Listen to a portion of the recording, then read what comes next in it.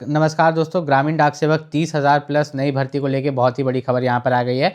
आपका जनवरी 2026 में ग्रामीण डाक सेवक में 30,000 प्लस नई भर्ती निकलने जा रही है, जिसके बारे में इस वीडियो में बताने वाले हैं कि क्या क्या डॉक्यूमेंट्स आपको यहाँ पर जुटा के रखना है। ठीक है, तो ग्रामीण डाक सेवक का जो ये भर्ती होगा ये 10th पास पर होगा। क्लास 10th में जो भी आपके परसेंटेज होंगे तो उसी परसेंटेज पर आपका ग्रामीण डाक सेवक में यहाँ पर सिलेक्शन होने वाला है। उसके अलावा इसमें कोई भी एग्ज़ाम ग्रामीण डाक सेवक में नहीं होने वाला। अब सबसे बड़ा मैटर ये होता है कि कितना परसेंट क्लास 10th में आपका होना चाहिए, तो इस वीडियो में वो भी बताएंगे कि आपके क्लास 10th में यहाँ पे कितने परसेंट होने चाहिए, तब आपका यहाँ पर सिलेक्शन हो सकता है। किस स्टेट से आपका कितना परसेंट होना चाहिए। इसमें 3 तरह का पोस्ट होता है। एक आपका होता है ब्रांच पोस्ट मास्टर, जिसको BPM बोलते हैं। ठीक है, दूसरा आपका होता है असिस्टेंट ब्रांच पोस्ट मास्टर। ठीक है, लगभग सबका काम एक ही जैसा होता है। ब्रांच पोस्ट मास्टर हेड हो गया, असिस्टेंट ब्रांच पोस्ट मास्टर उसका असिस्टेंट हो गया, और डाक सेवक उससे भी नीचे हो गया। ठीक है, जो घर घर जाके डाक देता है। अब इसमें जो सैलरी आपको लिखा हुआ है कि ब्रांच पोस्ट मास्टर का सैलरी 12,000 होगा और असिस्टेंट ब्रांच पोस्ट मास्टर और डाक सेवक का 10,000। तो रियलिटी ये नहीं है। इन सभी में क्या है कि आपका 50% DA जुटता है, मिनिमम 50% DA तो जुटता है।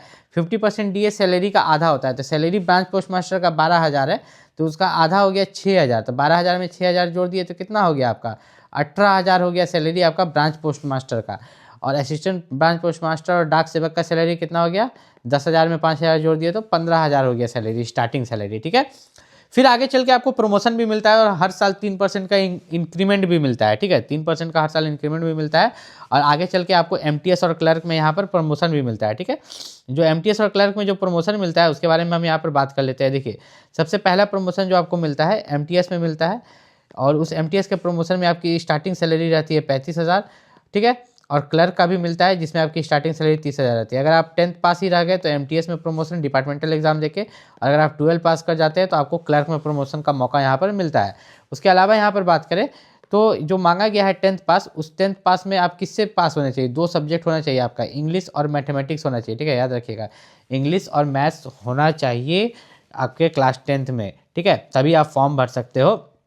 और आपको कंप्यूटर का नॉलेज होना चाहिए, तो इसमें क्या कंप्यूटर सर्टिफिकेट चाहिए। देखिए, अगर आपके क्लास 10th में कंप्यूटर सब्जेक्ट भी है तो कंप्यूटर का सर्टिफिकेट नहीं चाहिए, लेकिन अगर क्लास 10th में कंप्यूटर सब्जेक्ट नहीं है तो आपको कंप्यूटर का सर्टिफिकेट चाहिए। 3 महीना का आप बनवा सकते हैं।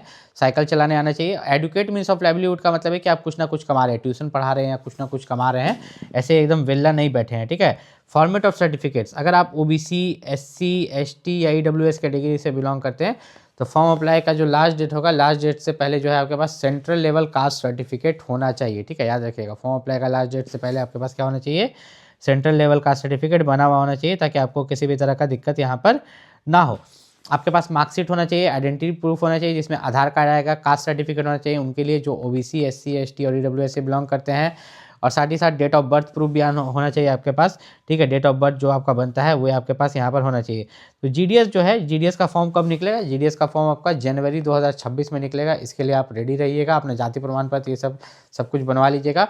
और लास्ट चीज़ मैं यहाँ पर बताने भूल गई, कितने परसेंटेज पर सिलेक्शन होगा। देखिए, अगर आप बिलोंग करते हैं UP बिहार तरफ से, ठीक है, UP बिहार झारखंड दिल्ली मुंबई, ठीक है, इन सब तरफ से बिलोंग करते हैं, मतलब ईस्ट और नॉर्थ तरफ से बिलोंग करते हैं। ठीक है, इन सब तरफ से, तो आपका जो कटअप जाएगा यहाँ पर, ठीक है, GDS में 10th में अगर आपका पता है कितना परसेंट होगा तो सिलेक्शन हो जाएगा 80% से ऊपर, 80% से लेकर 100% के बीच में होगा तो सिलेक्शन हो जाएगा।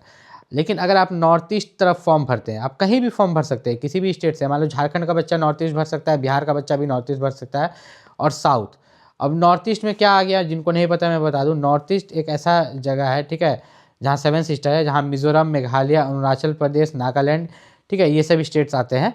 तो अगर आप इधर भरते हो या साउथ की तरफ भरते हो, केरल, कन्नड़, इन सब तरफ, तो आपका जो यहाँ पर क्लास 10th में परसेंटेज है, ठीक है, अगर क्लास 10th में आपका 70% से लेके 100% के बीच में भी है तो आपका सिलेक्शन हो जाता है। और कभी कभी तो 60% से लेके 100% के बीच में है, तब भी सिलेक्शन आपका हो जाता है। मतलब UP बिहार तरफ आपका 80 से ऊपर होना चाहिए, और अगर नॉर्थ ईस्ट तरफ, साउथ तरफ भर रहे हो तो नॉर्थ ईस्ट की तरफ भी कहीं कहीं हिंदी बोला जाता है और साउथ की तरफ भी कहीं कहीं हिंदी बोला जाता है किसी किसी जोन में, तो वहाँ पर 60% पर भी सिलेक्शन होने के आपके चांसेस रहते हैं। लेकिन UP बिहार तक नहीं होता है। मैं एकदम आपको क्लियर बात बता रहा हूँ। अगर आप GDS की तैयारी कर रहे हो तो बहुत अच्छे से तैयारी करो,